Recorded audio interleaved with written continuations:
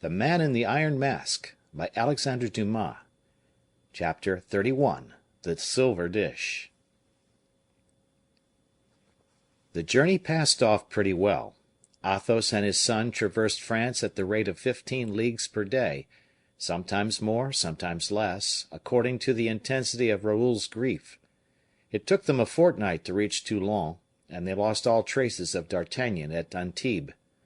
They were forced to believe that the captain of the musketeers was desirous of preserving an incognito on his route, for Athos derived from his inquiries an assurance that such a cavalier as he described had exchanged his horse for a well-closed carriage on quitting Avignon. Raoul was much affected at not meeting with D'Artagnan. His affectionate heart longed to take a farewell and receive consolation from that heart of steel. Athos knew from experience that D'Artagnan became impenetrable when engaged in any serious affair, whether on his own account or on the service of the king. He even feared to offend his friend, or thwart him by too pressing inquiries. And yet when Raoul commenced his labor of classing the flotilla, and got together the chalands and lighters to send them to Toulon, one of the fishermen told the comte that his boat had been laid up to refit since a trip he had made on account of a gentleman who was in great haste to embark. Athos, believing that this man was telling a falsehood in order to be left at liberty to fish, and so gain more money when all his companions were gone, insisted upon having the details. The fisherman informed him that 6 days previously a man had come in the night to hire his boat, for the purpose of visiting the island of Saint Honorat. The price was agreed upon, but the gentleman had arrived with an immense carriage case, which he insisted upon embarking, in spite of the many difficulties that opposed the operation. The fisherman wished to retract. He had even threatened, but his threats had procured him nothing but a shower of blows from the gentleman's cane, which fell upon his shoulders sharp and long. Swearing and grumbling, he had recourse to the syndic of his brotherhood at Antibes, who administered justice among themselves and protect each other. But the gentleman had exhibited a certain paper, at sight of which the syndic, bowing to the very ground, enjoined obedience from the fisherman, and abused him for having been refractory. They then departed with the freight. "But all this does not tell us," said Athos, "how you injured your boat." "This is the way.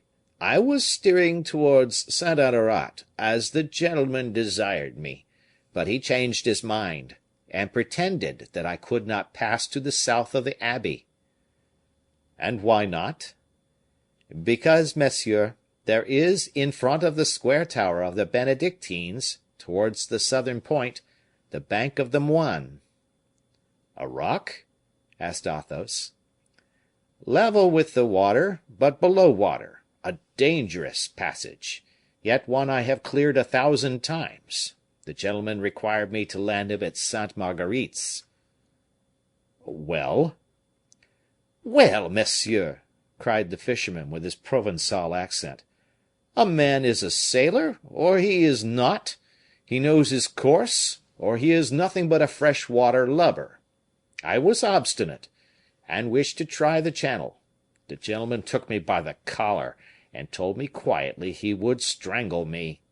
My mate armed himself with a hatchet, and so did I. We had the affront of the night before, to pay him out for; but the gentleman drew his sword, and used it in such an astonishing rapid manner, that we neither of us could get near him. I was about to hurl my hatchet at his head, and I had a right to do so, hadn't I, monsieur? For a sailor aboard is master, as a citizen is in his chamber. I was going then, in self-defense, to cut the gentleman in two, when, all at once, believe me or not, monsieur, the great carriage case opened of itself, I don't know how, and there came out of it a sort of a phantom, his head covered with a black helmet and a black mask, something terrible to look upon, which came towards me threatening with its fist." "And that was?" said Athos.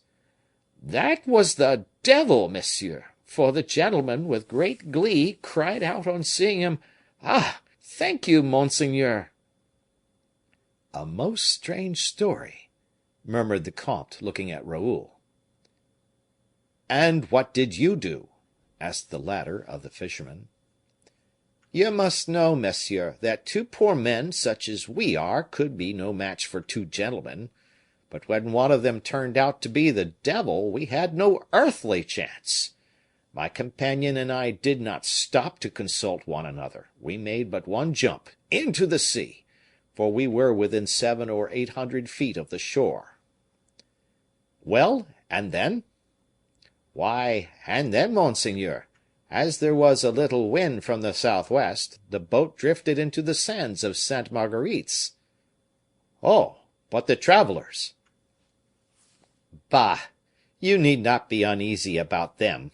It was pretty plain that one was the devil, and protected the other; for when we recovered the boat, after she got afloat again, instead of finding these two creatures injured by the shock, we found nothing, not even the carriage or the case."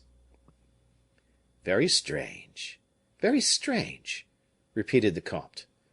"But after that, what did you do, my friend?"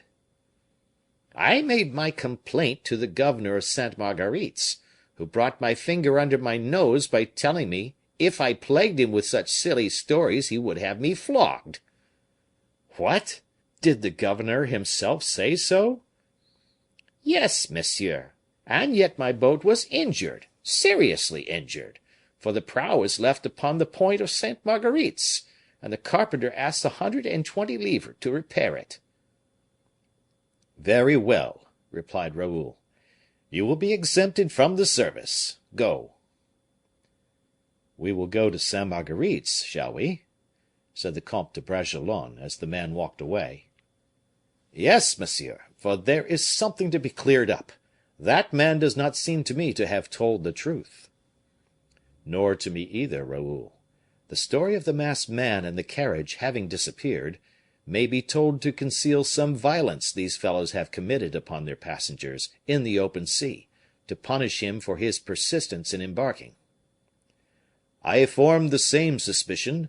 The carriage was more likely to contain property than a man." "We shall see to that, Raoul. The gentleman very much resembles D'Artagnan. I recognize his methods of proceeding. Alas! we are no longer the young invincibles of former days. Who knows whether the hatchet or the iron bar of this miserable coaster has not succeeded in doing that which the best blades of Europe, balls and bullets, have not been able to do in 40 years. That same day they set out for Sainte Marguerite's, on board a chasse maree, come from Toulon under orders. The impression they experienced on landing was a singularly pleasing one. The island seemed loaded with flowers and fruits. In its cultivated part it served as a garden for the governor. Orange, pomegranate, and fig trees bent beneath the weight of their golden or purple fruits. All round this garden, in the uncultivated parts, red partridges ran about in coveys among the brambles and tufts of junipers, and at every step of the comte and Raoul a terrified rabbit quitted his thyme and heath to scuttle away to the burrow. In fact, this fortunate isle was uninhabited. Flat, offering nothing but a tiny bay for the convenience of embarkation, and under the protection of the governor, who went shares with them, smugglers made use of it as a provisional entrepot, at the expense of not killing the game or devastating the garden. With this compromise, the governor was in a situation to be satisfied with a garrison of 8 men to guard his fortress, in which 12 cannons accumulated coats of moldy green. The governor was a sort of happy farmer, harvesting wines, figs, oil, and oranges, preserving his citrons and cedrates in the sun of his casemates. The fortress, encircled by a deep ditch, its only guardian, arose like 3 heads upon turrets, connected with each other by terraces covered with moss. Athos and Raoul wandered for some time round the fences of the garden without finding any one to introduce them to the governor. They ended by making their own way into the garden. It was at the hottest time of the day. Each living thing sought its shelter under grass or stone. The heavens spread their fiery veils as if to stifle all noises, to envelop all existences. The rabbit under the broom, the fly under the leaf, slept as the wave did beneath the heavens. Athos saw nothing living but a soldier upon the terrace beneath the second and third court, who was carrying a basket of provisions on his head. This man returned almost immediately without his basket, and disappeared in the shade of his sentry box. Athos supposed he must have been carrying dinner to some one, and, after having done so, returned to dine himself. All at once they heard some one call out, and, raising their heads, perceived in the frame of the bars of the window something of a white color, like a hand that was waved backwards and forwards, something shining, like a polished weapon struck by the rays of the sun. And before they were able to ascertain what it was, a luminous train, accompanied by a hissing sound in the air, called their attention from the donjon to the ground. A second dull noise was heard from the ditch, and Raoul ran to pick up a silver plate which was rolling along the dry sand. The hand that had thrown this plate made a sign to the two gentlemen, and then disappeared. Athos and Raoul, approaching each other, commenced an attentive examination of the dusty plate, and they discovered, in characters traced upon the bottom of it with the point of a knife, this inscription: I am the brother of the King of France, a prisoner today, a madman tomorrow.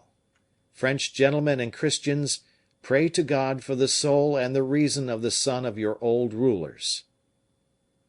The plate fell from the hands of Athos whilst Raoul was endeavoring to make out the meaning of these dismal words. At the same moment they heard a cry from the top of the donjon. Quick as lightning, Raoul bent down his head, and forced down that of his father likewise. A musket barrel glittered from the crest of the wall. A white smoke floated like a plume from the mouth of the musket, and a ball was flattened against a stone within 6 inches of the two gentlemen. "Cordieu!" cried Athos. "What, are people assassinated here? Come down, cowards as you are!" "Yes, come down!" cried Raoul, furiously shaking his fist at the castle. One of the assailants, he who was about to fire, replied to these cries by an exclamation of surprise, and, as his companion, who wished to continue the attack, had re-seized his loaded musket, he who had cried out threw up the weapon, and the ball flew into the air. Athos and Raoul, seeing them disappear from the platform, expected they would come down to them, and waited with a firm demeanor. 5 minutes had not elapsed when a stroke upon a drum called the 8 soldiers of the garrison to arms, and they showed themselves on the other side of the ditch with their muskets in hand. At the head of these men was an officer, whom Athos and Raoul recognized as the one who had fired the first musket. The man ordered the soldiers to make ready. "We are going to be shot!" cried Raoul. "But, sword in hand, at least let us leap the ditch. We shall kill at least 2 of these scoundrels when their muskets are empty." And, suiting the action to the word, Raoul was springing forward, followed by Athos, when a well-known voice resounded behind them. "Athos! Raoul!" "D'Artagnan!" replied the two gentlemen. "Recover arms, Mordioux!" cried the captain to the soldiers. "I was sure I could not be mistaken." "What is the meaning of this?" asked Athos. "What! Were we to be shot without warning?" "It was I who was going to shoot you, and if the governor missed you, I should not have missed you, my dear friends. How fortunate it is that I am accustomed to take a long aim, instead of firing at the instant I raise my weapon. I thought I recognized you. Ah, my dear friends, how fortunate!" And D'Artagnan wiped his brow, for he had run fast, and emotion with him was not feigned. "How?" said Athos. "And is the gentleman who fired at us the governor at the fortress?" "In person." "And why did he fire at us? What have we done to him?" "Pardieu! You received what the prisoner threw to you?" "That is true." "That plate, the prisoner has written something on it, has he not?" "Yes." "Good heavens! I was afraid he had." And D'Artagnan, with all the marks of mortal disquietude, seized the plate, to read the inscription. When he had read it, a fearful pallor spread across his countenance. "Oh, Good heavens!" repeated he. "Silence! Here is the governor." "And what will he do to us? Is it our fault?" "Is it true, then?" said Athos, in a subdued voice. "Is it true?" "Silence! I tell you, silence! If he only believes you can read, if he only suspects you have understood. I love you, my dear friends, I would willingly be killed for you, but—" "But?" said Athos and Raoul.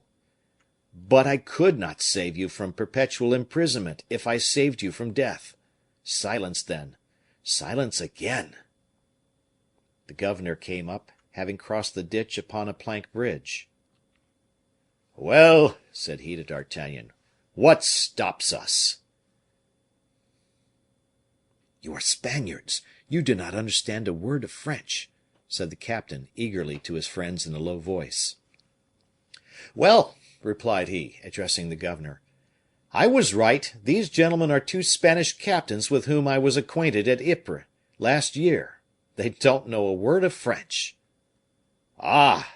said the governor, sharply, "and yet they were trying to read the inscription on the plate."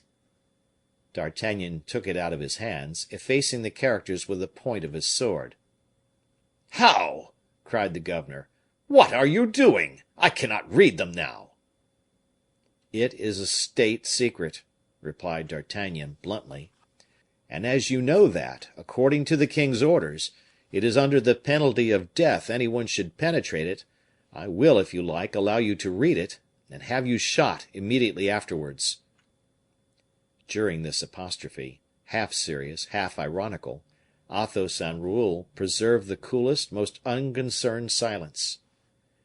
"But is it possible," said the governor, "that these gentlemen do not comprehend at least some words?" "Suppose they do. If they do understand a few spoken words, it does not follow that they should understand what is written. They cannot even read Spanish. A noble Spaniard, remember, ought never to know how to read." The governor was obliged to be satisfied with these explanations, but he was still tenacious. "Invite these gentlemen to come to the fortress," said he. "That I will willingly do. I was about to propose it to you." The fact is, the captain had quite another idea, and would have wished his friends 100 leagues off, but he was obliged to make the best of it. He addressed the two gentlemen in Spanish, giving them a polite invitation, which they accepted. They all turned towards the entrance of the fort, and, the incident being at an end, the 8 soldiers returned to their delightful leisure, for a moment disturbed by this unexpected adventure. End of chapter.